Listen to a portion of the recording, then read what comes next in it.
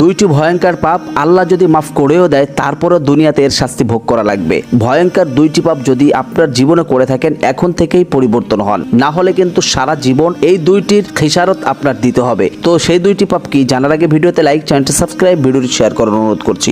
Number 1, যে ব্যক্তি নেশা দ্রব্য ব্যবহার করে অর্থাৎ নেশাগ্রস্ত হয় অর্থাৎ নেশা করে, যদি আপনি নেশা থেকে ফিরে এসে আল্লাহর কাছে মাফ চান, আল্লাহ মাফ করে দেওয়ার পরেও আপনার শরীরের যে ক্ষতি করেছেন এটার সাফার আপনার সারা জীবন করতে হবে। 2 নাম্বার যে বিষয়টা যেটা যুবকরা গোপনে করে থাকে সেটা হচ্ছে মাস্টারবেশন অর্থাৎ হস্তমৈথুন। এই বিষয়টা থেকে ফিরে এসে যদি আল্লাহর কাছে তওবা করে মাফ চান, আল্লাহ মাফ করে দিলেও আপনি কিন্তু আপনার পারিবারিক জীবনে, আপনার বৈবাহিক জীবনে কিন্তু আপনার বউকে আপনি সুখী করতে পারবেন না এবং এটার সাফার কিন্তু আপনার মৃত্যুর আগ পর্যন্ত দিয়ে যেতে হবে। যারা এই দুইটি পাপে জড়িত আছেন এখন থেকেই পরিবর্তন হন এবং এখন থেকেই নিজেকে সংশোধন করুন। আল্লাহ পাক রব্বুল আলামিন আমাদের সকলকে সঠিক বুঝার মতন তৌফিক দান করুক। আমিন।